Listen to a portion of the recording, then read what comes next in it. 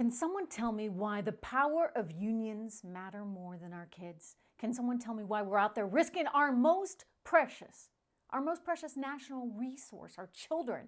And I'm tired of being told this is politics, because that's not an answer. There are serious consequences associated with leaving kids behind like this. Hello, everyone. Welcome to the Trish Regan Show.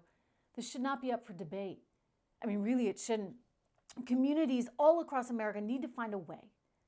These local communities need to find a way to stand up to the unions and to offer in-person learning to kids that want to learn in person. Even Dr. Fauci is admitting it is better to be in school than out. And I'm not sure who the unions think this is really benefiting, except themselves. I don't mean to be stating the obvious, but being a teacher is actually what I would consider very much a necessary, needed, urgent worker, especially at a time like this, right? Think of the consequences of not putting our kids in school. We're not investing in our nation's most valuable resource. This is our future. It's them, and that's a huge problem. For economic reasons, for social reasons, take your pick. But think about this. Think about the fact that almost half of our nation's K through 12 students, they're not currently in school. They're not attending in-person learning. And there's actually increasing evidence that all of this is going to cost us, right? A recent study in the American Medical Journal indicated that the effects of not attending school would actually be so much worse than any COVID-19 related issues resulting from being in school. In fact, it predicted that more than 5 million years would be lost in life as a result of these school shutdowns. And yet, we had, the Chicago Teachers Union tweeting this. They took it down. Chicago Teachers Union tweeting that it's somehow the reopening of schools, the push to reopen schools is somehow rooted in sexism, racism, and misogyny. If that's your opener, I don't know where you go from there. Again, our nation's kids are our most valuable, most important resource. And for the teachers that are teaching them to think that somehow them being asked to come in and go to work and make sure that these kids are still being taught. They're on the front lines of this, really, with our children. And for them to say that it's somehow a bunch of nonsense, fortunately they took the tweet down.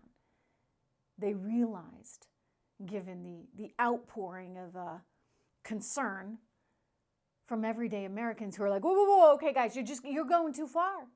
You're going too far. Again, we're talking about children. A Washington Post columnist recently looked at all the effects on children not being in school or having to learn by remote and concluded that in Houston, Texas, the number of students getting Fs is soaring. In St. Paul, Minnesota, a high school student is almost as likely to be on track to fail a class as to pass it. In the junior high and high schools of Virginia's Fairfax County, one of the wealthiest counties in the United States, 1 out of 10 students flunked at least 2 classes, and the number was almost double that for those with disabilities. Look, we got to make a decision. We're offering kids an education here in the United States of America, or we're not.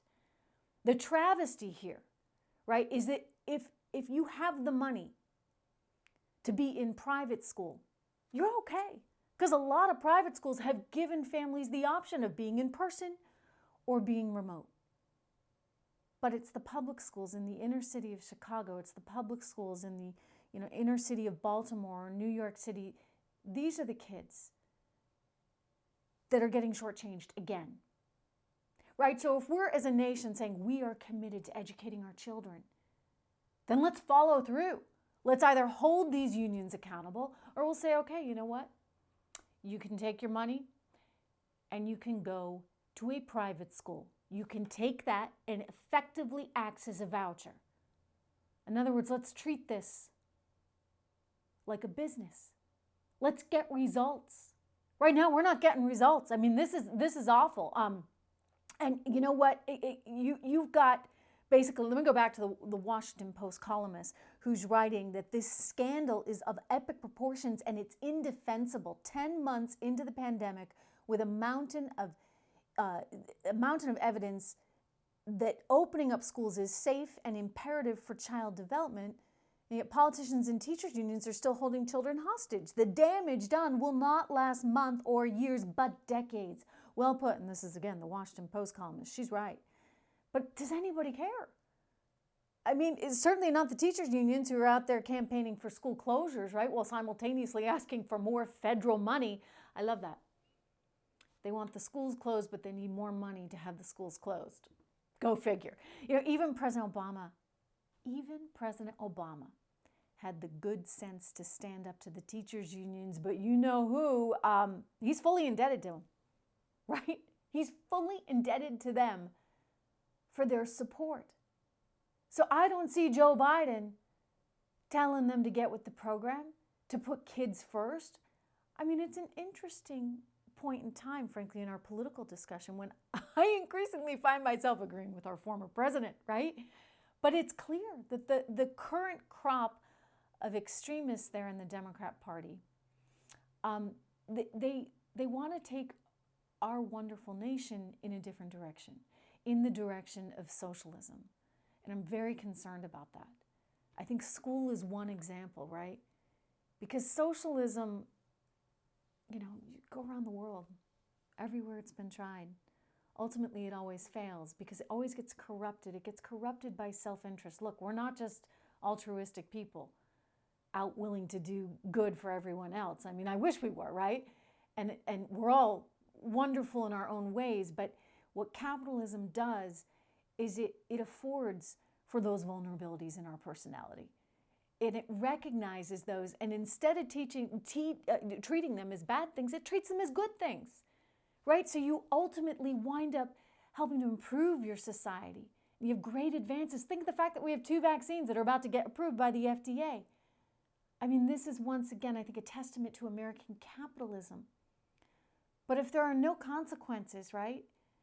If you're part of a union and you can say, yeah, sorry, we're done right now, and it doesn't matter if the kids fall behind, then how do you hold those teachers accountable? Look, I'm not suggesting anybody go to work that is in a high-risk category. I'm not even suggesting that kids, right, that have parents that are in high-risk categories go into school. We need to find different solutions for them. But we ought to be more innovative in this entire process. And you shouldn't have teachers' unions calling all the shots. So I'm concerned. And I know you are too. And I thank you for watching this show, subscribing to this channel. I thank you for downloading the podcast, The Trish Regan Show, where you can get all the intel on all of these things that are happening right now because they're affecting us in pretty monumental ways. I thank you for subscribing to the podcast, subscribing to this channel, and I will see you again tomorrow.